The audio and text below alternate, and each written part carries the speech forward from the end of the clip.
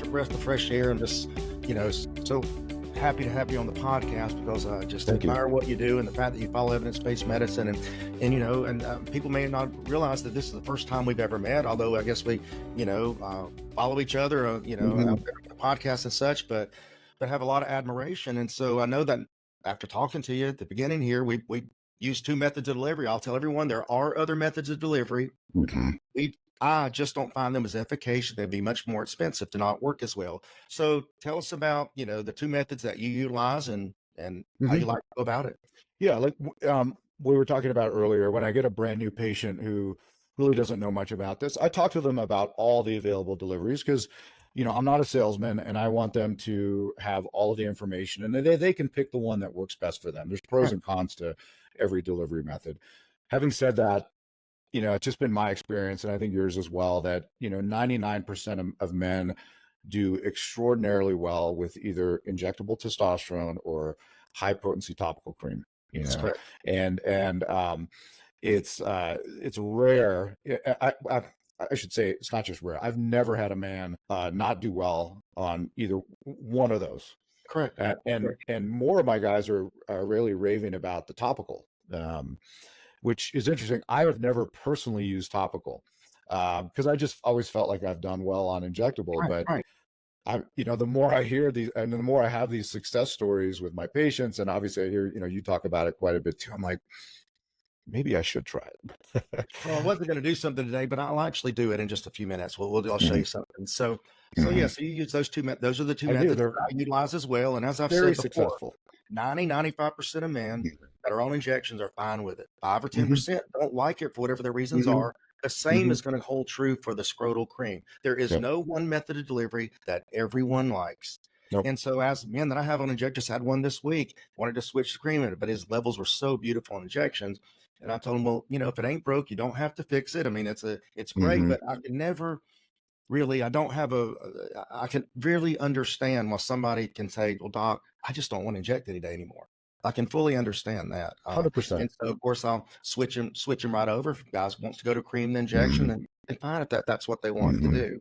But those are the two methods that I of course utilize. So let me ask you a quick question. So, mhm. if someone were to inject, the reason I'm asking this is you'll understand in just a minute. Whenever we test men's levels that are on injection, let's say a man injected a 200, 250, milligrams at one time of testosterone cypionate, what would their levels be a day or two after that? Right. They're They going to would be be quite high, right? two, three, Yeah. 4,000 in some men, right? Yeah. So those super physiologic levels do exist, even in mainstream medicine. They just don't see them. They don't want to Exactly. see them. They purposely measure a week or two later. So they don't want to see that 2, 3, 4,000 levels. Okay. Exactly. So what I'm really leading into is we hear all the time that cream doesn't work. You got to do injections to get great levels. I hear it all the time. We read it on the forums, as you know. We'll talk about forums in a moment. So I tell men that they both work. Just I can make whatever method you pick. We'll make them work. And every day I kind of get a laugh about a guy when he comes back and his levels are truly optimal. And I say, well, cream doesn't work, does it? They kind of chuckle. Right. But so look, about 2 weeks ago, I said, enough of this. I'm just going to start keeping a track of this is just 2 weeks of labs Mhm. and of guys that just come in for the first visit after starting the cream. The reason I brought up the injection is because when you start somebody on any method of delivery, you don't know what their levels are going to be. You can use your No, clinical experience to no, kind of you can start at a guess. dose that gets most where they Mhm. need to be and Yep. not too low. But the point is that sometimes we kind of overshoot our mark, undershoot our mark, but we try to start with a dose that works for the majority. So I took a picture of, just the labs over the last 2 weeks on guys that have just started cream. Now, let me go on and tell you that the majority of these men, of course, their dosages were lowered, so they had an acceptable, optimal level of testosterone. But the only point is that let me show you how cream doesn't work, Andrew. Let me just show you real quick how cream doesn't work. All right.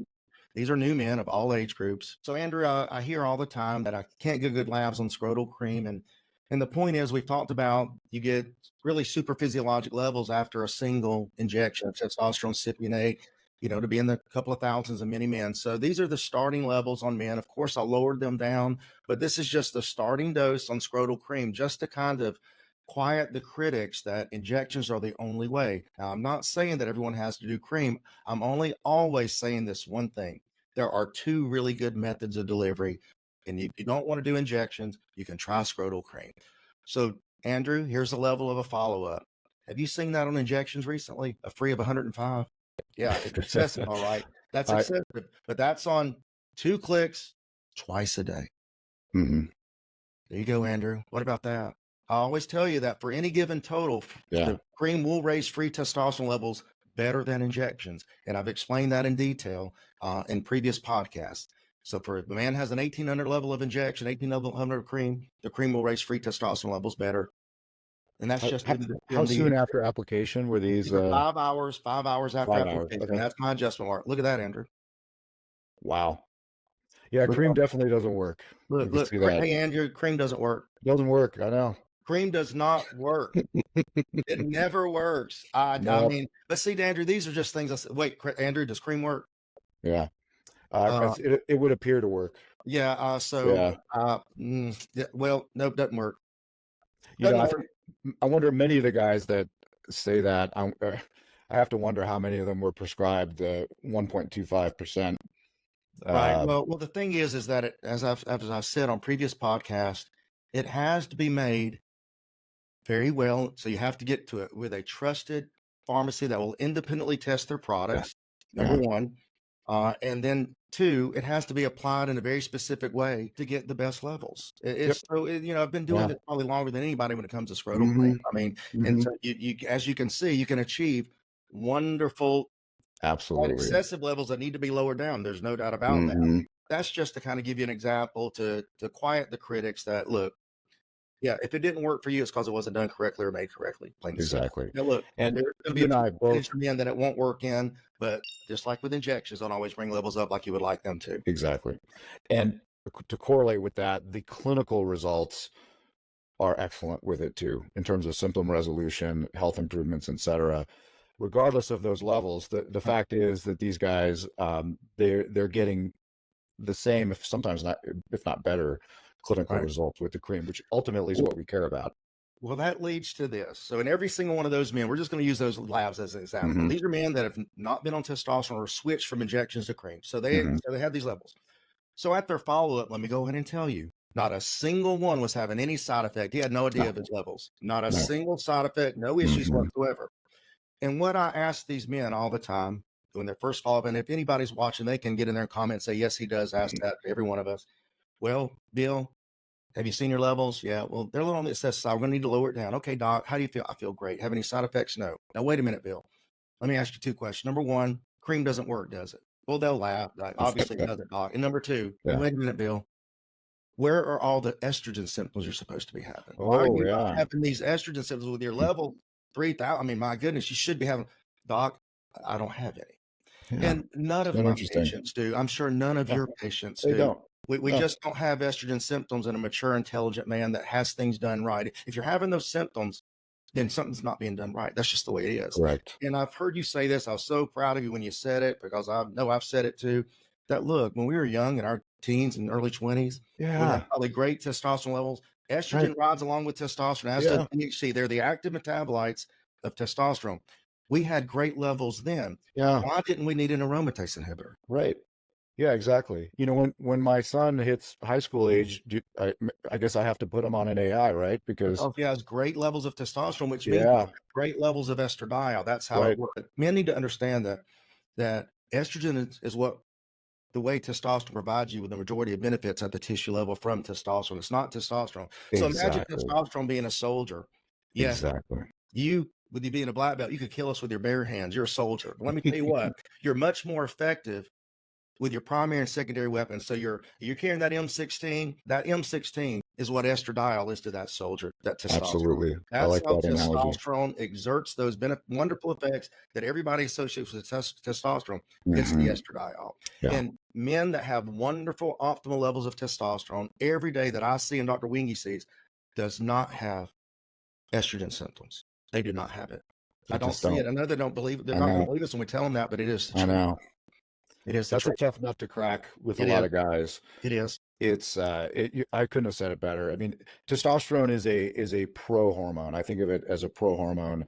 And for the listeners, what that means is it is a hormone that is converted into its active metabolites once it's in the body or once it's produced.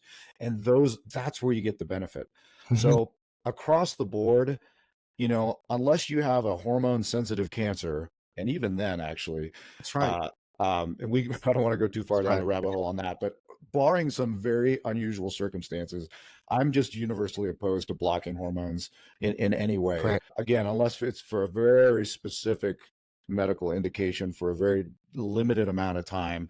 We can always find exceptions in the world of medicine, but when you do that, you're interfering with the body's natural processes. They exist for a reason. You will blunt the effects, you'll blunt the benefits. And as a doctor, we take an oath to do no harm. That's right. Well, I am harming you if I artificially lower your estradiol levels, or DHT for that matter. That's not why I'm in business. We have over 85 years of studies using testosterone in men showing benefits, and in none of those studies that showed benefits did they block or control their estradiol.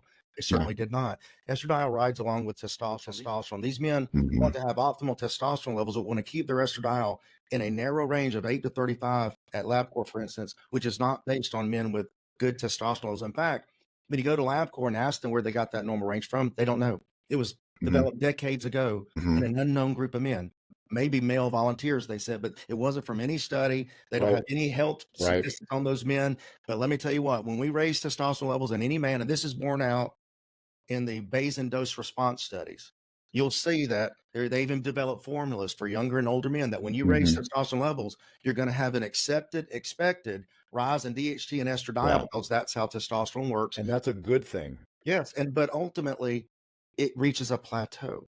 There's Right. a Right. saturation point of the aromatase enzyme, and once that Right. reaches its saturation point, you can't raise Mhm. estradiol anymore Correct. or DHT. So Correct. these guys that worry about it's going to keep going forever, it It's doesn't not. occur. It It's just not. doesn't occur, and Yeah. that's That's a big hurdle. I feel like it's getting better. I'll share something with you, Keith, here and with the listeners. I take estradiol. and I have many patients that do, and two of Yeah. them are doctors as well. Yeah. Well, So what, if it was so bad, right? first of all, I haven't had to go out and get a sports bra. I don't cry when I see the kitty cats, and I'm not watching Lifetime TV. I feel fantastic. I do it for the health benefits, and I do it for some of the lipid effects, which are beneficial. So if I'm taking estradiol like clinically as a patient, um, that should say something. I've had nothing but benefits from it. And I'm sure that's So to improve your lipid profile because you got it your is. cardiac calcium score back. I watched your Absolutely. video on that, and I'm sure that's the reason you're That's one using of it the reasons, and you'll right? benefit from it. And, Eh, and and so you don't have any erectile dysfunction from it. No, Gynecomastia. It's it's so so rare. I've strange. seen two Yeah, cases in 15 years. Two. right. It's so It's not a rare. real thing. No, no. It's just not a thing. If on a man who's on a properly, on therapeutic testosterone, it's just vanishingly rare. Yes, absolutely Vanishingly rare. rare. Absolutely rare. Like I said, two Yeah. cases in 15 years. They had the surgery, went about their life, optimal Hmm. testosterone, no estrogen management. It was just great. Yeah. And so, that from a clinical standpoint, and this was all need to understand that we have men, we treat many men, and our colleagues do, and none of them have to block or control their estradiol, No. despite robust, beautiful levels. Hmm.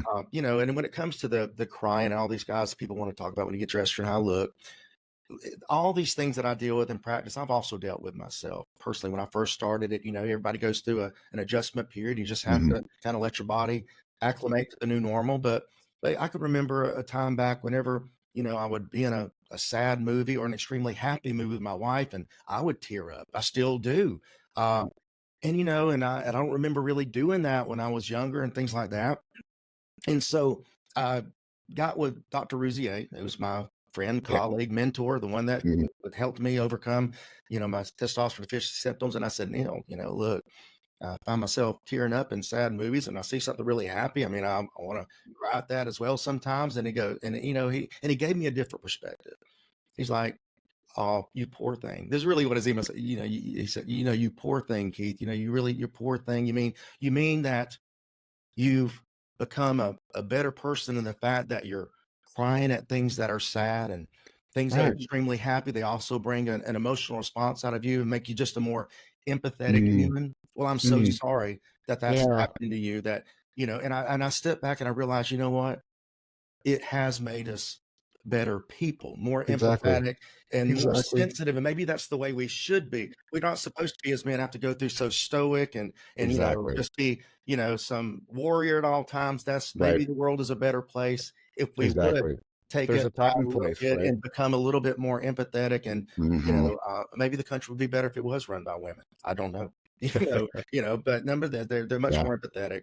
So that's our story on estradiol, guys, is we don't see the Hmm. issues with it. We don't manage it, but that's going to No. run counterintuitive to forums. So now let's talk about that subject of forums where most men Yeah. will go to their doctors and then they'll immediately go to a forum, whether it be Reddit or say male tendency, Hmm. wherever they may go, and Yeah. then ask them about advice based on what their doctor just did or anything like that. And I know you're not a Right. big fan of social media advice either, because it just a lot of it's not evidence based. The problem is that there's a lot of truth mixed with fiction, and Precisely. that's the real problem. And most men can't Yeah. squeeze out the fictional parts, and the people that are on there appearing to be so confident and knowledgeable, really in a person that knows what they're writing, you see that that's all smoke and mirrors. And so, Yes.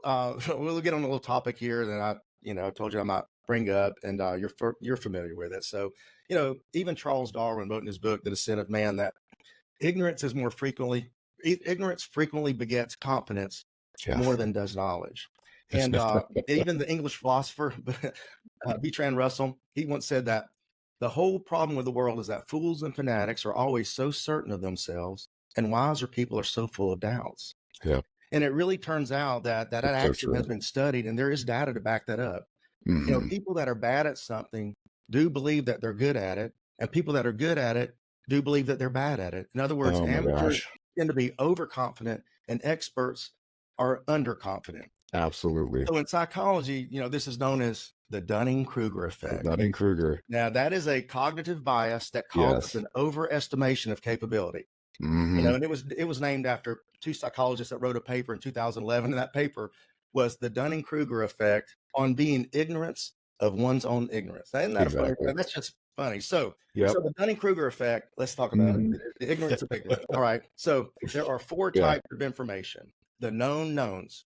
That's information that you understand. Well, we both Hmm. know how to ride a bike. We can add 2 + 2, do basic Hmm. math.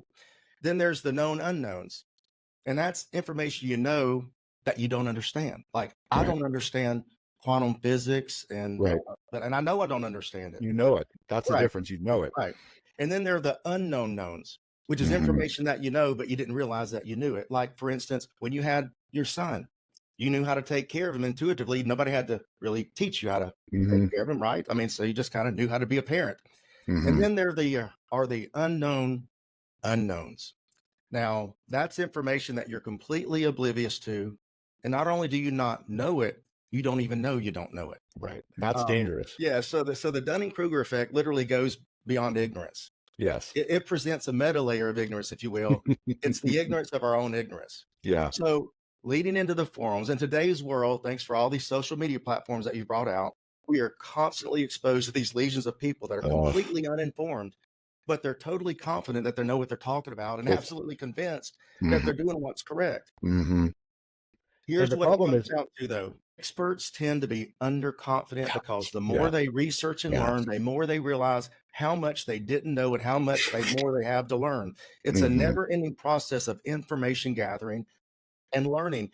And I know you do because I do. We sit down for hours upon hours every week going through the medical literature, learning what we didn't know. And every time we learn it, we realize I didn't know that. And I have so much more to learn. And it's a constant evolution of learning. But yet the men on the forums are not doing that, but yet they're convinced that they're telling you everything you need to hear. So No, that's my take on it. So these forums are full of people with the Dunning-Kruger effect, as I've just absolutely. outlined. And those people, like, they can be very compelling. Yes. And there's a reason why, you and I will never get 1 million followers on our YouTube channel, right? Right. That's right. Um, Many people, especially when they're getting into this space, but this applies to all fields. They want somebody to just tell me what to do, doc. Just they want to be led by the nose. They want complex issues explained to them in as simple a manner as possible. That's a real skill to be able to do that. I struggle with that myself, but it's very easy for some, influencer with a six pack and a good physique on Instagram to take an issue like hormone therapy, whatever the case may be, lipids, etc., break it down into a very black and white issue, Right. when the reality is the data shows that there's huge shades of gray with all of this Right. stuff. So when you and I, for example, or some of our really educated colleagues sit down, we try to explain hormone levels, we try to explain delivery methods, it almost sounds like we don't know what we're talking about. That's right. It almost sounds like we're beating around the bush because we caveat everything, but that's because we understand how complex this thing is. Right. And we also understand that there's stuff that we don't really get. That's right. But one of these influencers will get on there and be like, nope, that's BS. You got to do it this way. Anything else is wrong. And it's natural, I think, for somebody who's a layperson to gravitate towards that, because this guy has the answer. Dr. Nichols, he talked for half an hour and I still don't understand, what's going on. But that's because these are complex issues. They are. So it is frustrating on the forums. There are people who are very black and white about things. The estradiol issue is just one of them, obviously, but that's a big one. And I have to do a lot of work sometimes to like undo some of that. Right. And then there's times where like, I'll see some stuff like that and I think, okay, do I want to take the time to respond to this? Right. It's like there was a guy that commented on one of my videos about estradiol and cancer, if you recall. Oh yeah.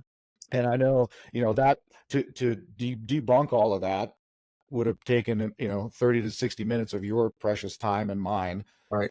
So many times we don't do it. Right. You want to so bad, but you want to so badly. As Neil Rousier says all the time, you've heard him, you can't teach pigs to sing. No, you just can't. You can't.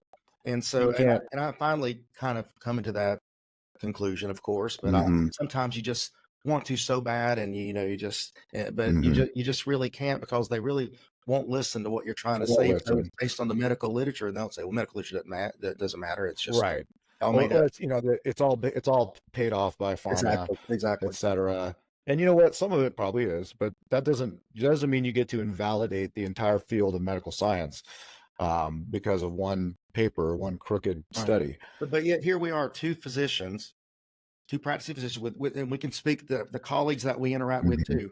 None of us run into these problems with estrogen management. None of us run into problems. It's funny though. Why is that? Why is that?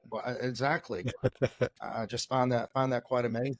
Well, if people really want to learn how to do it right, all they need to do is buy the Testosterone Replacement Therapy Field Manual, which is a great book written by Dr. Winge. Now, I have it. I've owned it for quite a while now, and I think it's a fabulous, excellent book for men to start on, to get the information that they really need to get those basics down and understand it. It really is a railwooden book, Andrew. It really is. I mean, I'm really glad you like it. I wrote it for military guys, actually, because it's styled after the Ranger Handbook, which military handbooks are very simple. They're very straightforward, and they're readable.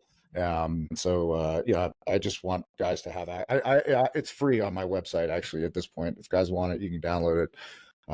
I just want the information to be out there, and I'll continue to update that. The thing is about, guys like us, you mentioned I'm a black belt in jiu-jitsu, et cetera, and that's true.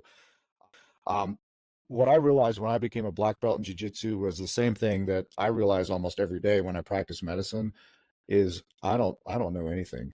Right. I'm a white belt. I'll be a white belt till the day that I die. Right. One of my jiu-jitsu professors years ago told me, he said, Andrew, he's like, you don't even start to learn jiu-jitsu until you become a black belt. I thought, oh my God. And the longer I practice medicine, the more I realize that's true in medicine as well. Right. We graduate as, fully board certified, fully trained doctors. And that's when you start learning. That's right. And that's right. And that process never ends. I always shy away if somebody calls me an expert. I know a lot of things about certain things. Right. But there's a lot of stuff I don't know. And I'm always grateful when if I'm incorrect about something, if you ever hear me say something that's incorrect, Me too. you message me, and I will thank you for it. Yes. I appreciate being, learning new things. I want to be as accurate as I can, Right. but that's a lifelong process, and that's what sets aside these people on the other side of the Dunning-Kruger effect. They're impervious to learning new information. Yes. They're intellectually self-arrested, and they're not interested in, let alone learning new things, let alone even hearing alternative opinions. Right. And I'm open to I'll hear any opinion out there. I'm going to weigh the evidence, and if you got a good case, then maybe I'll Well, change yeah, my well, mind. that's But called belief perseverance in these gentlemen. yeah, They just yeah, are going to believe it because that's the way they yeah, learned it. That's the way they know it yeah. to be, and they're not going to Mhm. be open to learn the other way. There's no such thing as a AI crowd and anti-AI crowd. There's a legitimate evidence-based medicine crowd, and Yeah, there not, precisely. and that's Yeah. really what it comes down Hmm. to, Yeah. and that's what of course, what I run into. Well, you've hit the nail on the head. I just, and I can't thank you enough, of course, for coming on. And I'm, like I said, I'm No, a thank committed you. follower. And the last thing we'll probably touch on real quick, and you did a great video on it.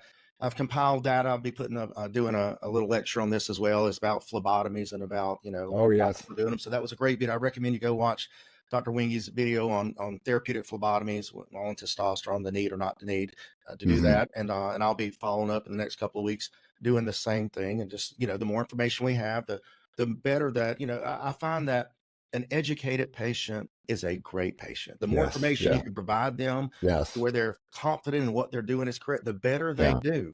And then I think that's very important. I would say about 70% of my new patients are from other clinics. All Me right. too. All Me right. too. So whenever you have a man come in, I used to have them come in quite a bit, that had been to like 4 other clinics, literally average of 3 for most of them. Some Mm. had been 6, some had been 2, but the average was 3 or 4 clinics they'd gone to.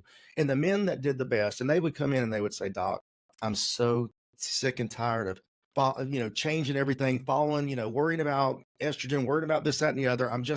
Nothing has worked. I've tried every quote protocol known to man. I'm sick of it. Just please tell me what to do and I'll do it. Yeah. And I said, okay, if you're willing to do that, if you'll trust in the process, Hmm. then you'll be okay. And every single one of those men are okay. And the ultimate talk that we have is, I say, look, you see, it really is a simple process. Yeah. Men on forums and online, everywhere else, they want to make it more complicated, They because the do. more complicated they They make do. it, the better it must be. Nothing could be further from the truth when it comes to these hormones. It's simple. It is as keep it simple, stupid mentality, and it works. It works. We're raising Absolutely. levels to overcome the symptoms of a deficiency, Hmm. balancing that against any unwanted side effects, and then you put in the hard work, and that's that easy. It's Yeah. that easy. It's that easy. We've already Yeah. told you guys that are listening, we don't run into complications and side effects every day. That's not what we deal No. with. We deal with No. improvement. We deal with improvement. It's I practice that way because that's also how I practice my emergency medicine. Is many ways also quite simple. One of my crusty old colonel told me this years ago. He said, emergency medicine's easy. You just keep the air going in and out and the red stuff going round and round, and they'll be fine. And, there's something to be said for that. It's obviously not quite that simple, but, Right. um, people go down the rabbit hole and they focus on what is the latest supplement? How can they're trying to squeeze out that 1 or 2% Right. when, when you look in their kitchen cabinet or the refrigerator, the most important thing, their nutrition is completely haywire. That's So right. they want to focus on, what's the latest supplement? What's the latest It's thing? the How, easy how do button. I It's tweak the my easy button. SHBG? Don't that easy. You know? Easy button. That's right. Well, Yeah. But they're it not doing the fundamentals. that's right. If you're having problems with testosterone, for instance, if a gentleman's having, it's not the testosterone, it's the No. gentleman. It's the Yeah. gentleman. Right. If you're having problems with it, it's you. That don't adage when you're in a couple relationship. It's not you, it's me. Look, it's you, not the testosterone. And Yeah. what I'd recommend to get with is somebody like Dr. Winge that knows how to do it. I mean, and the clinical success just tells you everything you need to know. And Hmm. and so look, that's who you need to be with. If you're having problems, you have to get on forums, look for advice, or not getting what you think you should get out of it. Well, getting with someone like Dr. Winge, look, he's going to do it correctly, tell you how to do it correctly, he knows how to optimize hormones. But more importantly, what I see that he will do that many of these, I'm going to call them testosterone mills would do, they're just really, it's all about churning and burning. It's all Yeah. about the more I can sign up, the better. They'll just Yeah. kind of throw enough things at men, and a lot of them will feel better. Some of them won't. They have the problems. But look, a provider that really is looking out for your best interest is going to have an honest conversation with you. Hmm. He's going to have, I hate to use the word call you out, but he might tell you that, look, your exercise is not where you think it is Hmm. or where it should be. Your diet is not, even though you think it's good, it could be much better. And so, Hmm. you need almost a coach in a lot of ways, to help these men understand that it's not a magic bullet, it's not a panacea. The easy job is getting the hormones optimal, but Exactly. for them getting the results that they're looking for, man, Yeah. they got the hard job, that sweat equity, man. Absolutely. That sweat equity. Absolutely. That's you hit the nail. I was going to say exactly that. It's the hormones is actually the easy part. It's I definitely transition over into more of a coaching role at some point. It Mhm. might be 6 months in, it might be a year in. It just varies. Because once all that, the hormone part of it is taken care of, and if you're still not where you want to be, you have to look in the mirror at Absolutely. A that point. critical analysis. I mean, You a got to look really in the hard mirror. look, a really hard look. Yeah. And I do that with myself. I mean, I'm not perfect. I'm pretty disciplined, but we all fall off the wagon. And there've been times in my life where I was not feeling as well. And I had to be honest. Look, the reason this is happening is it's not some external factor that's happening to me. I'm doing this to myself, you Angie know? and I, my wife, we say that all the time. Look, it's no, we don't need to question why we don't feel like we think we should right now. We know we're not eating right exercise, and we'll say that all the time. Yeah. We're not, we're not. My wife calls me We're out, dude. yeah, She'll, yeah. do you really need to be eating that, Andrew? But that it's She'll just call all me out. true, And so, last thing Yeah. here too, and that goes into, you see it all the time. If it's not libido, it's that motivation. You can take testosterone, it doesn't really start to light a fire underneath your rear end to make you go, look. And also, I found, Andrew, as we've gotten older, your priorities and your motivation a little different than it was in your Absolutely. 20s than it is in your 50s. Okay. So Hmm. I was, Yeah. there's just a different reason for motivation when you're younger, in Hmm. your 20s or 30s. I mean, let's just face it, you want to look good with your clothes off. You want to, Sure. you all these, they have a different motivation Hmm. and they're going to work out. Hmm. But when you get 50s, 60s, and 70s, middle age older, and you've got a wife that you're happy with, you've got children, you may forego the workout and go have a glass of wine and dinner somewhere, Absolutely. and so motivation Absolutely. becomes a little bit different. But when you're doing those type of things, you're not going to see the same results when you did when you were 20 or 25. You No, didn't go have that glass of wine with dinner because no. you were working out whenever Right. 50-year-olds are not eating. So I'm not saying that everybody's not that motivated. I'm just saying that we kind of get comfortable a little bit. We still want to be Hmm. healthy and still want to be maximum health. But look, I can tell you right now that I could do a lot more than I do. I could do what I did when I was in 20, but I'm Absolutely. not motivated to do what I did when I was in 20 Hmm. now. What do You you have think other about that priorities. in general? Yeah, just different priorities, Yeah. you know? Yeah. I became a father at age 49. Wow. You better believe my priorities have changed. Right. Right. Absolutely. One of the things, that I harp on too with my guys, and this is just because of it's because of my emergency medicine career. I know what's on the other end of not taking care of yourself. And I don't think many people understand just how horrific that looks. What a hip fracture will do to you at age 75, when in reality, if you do things correctly at 75, you should be out on a cruise ship Just with your wife or your right. husband and That's right. enjoying your grandkids. You should be out hiking. And instead, at 6 months after your hip fracture, you're 50% chance that you won't be here That's anymore. right. Or you'll be in a Um, nursing home otherwise as well. you'll be That'll in a be nursing difficult. That's home. right. And that is it's such a tragedy. Every elderly fall that I see that comes through the emergency department, it just chaps my, because I know it's preventable. It would have been preventable. Mhm. And so I don't want that. First of all, I don't want it to happen to me. And I absolutely don't want it to happen to any of my patients. It's hard to conceptualize that when you're 35 or That's 40. right. You can't. It's just really, You can't. you can't. But I try to explain that. And, unless you will live and work in that environment, you're never going to fully understand that. But um, I really encourage that long-term 40-year horizon.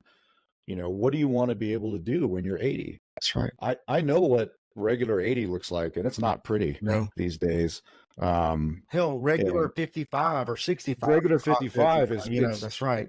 That's I need to dial it back. It's very, not to go too far off subject, but one of the really odd things that really struck me in my 40s is I started working cardiac arrests on men younger than me. right. Mhm. And it really, when all the adrenaline wore off, it really, I took that home with me. And it was, those are, I don't want to have to go tell another family that their 49-year-old, wife, or sorry, husband and father is dead, because I couldn't resuscitate him. And I have done that dozens and dozens of times in my career, and I don't ever want to have to do that again. And I certainly not for my patients. So it's this stuff is, I know we all want the abs and we want all that stuff, but there's another level to this that's Right. even more important. So, Um, these things that I see in the emergency department are so tragic to me because they're avoidable. right. Um, Well, Andrew, you just summarized what we do. You literally just summarized it in such an eloquent way. What we do is about prevention. yeah, We're trying to absolutely. prevent that age-related disease, disability, dependence, and frailty. Don't wait until you have a cardiac event or other serious No, outcome before you start getting serious about your health. And health is about, as it's on Andrew's website, it's about hormone optimization, nutrition, and yeah. exercise. That's your foundation of health right If there. you do that, you're going to be okay, That's right. That's right? right. If you just do that, everything else is extra. So if somebody, wanted to get in touch with you and wanted to have you as their physician, which I strongly recommend that they do, how would they Thank get you. in touch with you? And what's the best way to go about Probably it? the best way is through the website, or they can obviously leave a message for me on the YouTube channel as well. But it's just manmedicine.com. Currently, I'm only licensed in 4 states currently. I'll be adding more later. But for the time being, it's going to be it's Oregon, Utah, Florida, and Texas. And so certainly, like, we can set up a doctor-patient relationship if you're in one of those states. What I require is that we sit down and we do a 15 to 30 minute little interview. Obviously, there's no charge for that. Obviously, it's just to see if we're a good fit. Good for you. Our goals need to align Yeah, a I'm, little I'm bit. glad you said that. I've never heard another physician say that. I think I've said it, but look, whenever I'm interviewing my patients, or they think they're interviewing me, we're interviewing It's them. exactly, There are several that you'll exactly. just say, no, this is just really not Yeah. it's like And dating. I turned away guys. I said, listen, I don't think we're a good fit, and I'll refer them to somebody else who I think might be. If you're outside of those states, it's actually been kind of interesting. One of the fun spinoffs from this practice is doing some consulting and coaching work with men, not just in other states, but all over the world. So I've had guys from Europe, Middle East, Australia, New Zealand, Thailand, who will do consultations with me a couple times a year, Right. just for second opinions or just to get advice in certain areas. And I'm more than happy to do that. And so if guys are outside of those states, if they would like to do that, they can book that through the website as well. That's right. And yeah, I'd be more than happy to do that. I really enjoy this kind of medicine. Again, I'm not a salesman. I'm here to help guys get better, and it's what I like to do. Well, you've got a great YouTube channel, Thank wonderful you. information, evidence-based information. You do a great job of presenting it. Any guys out there, please buy the testosterone replacement therapy field manual. It's a great starting point, even a good point for someone like me that's been in it long enough. When I read it, I was like, this is really, really good. Oh, This is thanks. awesome information. I love it. So we can always go back and get a refresher course, and that's a good way to do it. So Andrew, Sure. I can't thank you enough for coming on. Like Oh, I said, thank you. I'm a big fan, and I just love, I do this just to interview individuals that I just find that are just amazing people. So I really appreciate it. All right. There's a great little community out there of guys that and some of us are physicians, some of them are not, that I think really have the right attitude about this sort of thing. They're not just medically knowledgeable, but they just have the proper perspective. And we're a small little group of people. There's a lot of noise out there as well, and but I agree. That's the other spinoff from this practice is I've gotten to meet some fantastic guys like yourself and others, and it's I learn new stuff from you guys every day. So I'm flattered. I'm so thankful to come on your podcast, and I'd love to do it again No, sometime. we're going to definitely come up with some topics, and maybe Okay. we ought to get together and do our own little version of a round table. That's what we really should. Oh, I would love to That's do what I that. wanted to do. So I wanted to really I would ask you love this. to I was do going to that. actually ask you off air, but I think it would be a good idea that we got together once, maybe a month or whenever you'd like, with another I'd be happy physician or to. two that we both respect and like, and do a round Yeah, table if you'd like to do that. So I'm going to ask I you would right here on love to the do air. that. All right. I think I think people would like it, and we'd all get a lot out of it ourselves too. Okay, I well, think it'd then it's be a a done lot of deal. fun. It's a done well, man, it's been my pleasure again. People Thank may you, not Keith. know, we told at the beginning, this is the first time we've actually met in Hmm. person, but I'm a big Hmm. fan. We're certainly going to keep in touch, and now we're going to do a You round bet. table. We'll pick us out a couple more buddies to get together with, and we'll make Yep. it a lot of fun. All right. We'll do it. All right, man. Well, Thank you, look, Keith. man, you take care. It's been great meeting you You and too, buddy. talking with you. Take care. All right.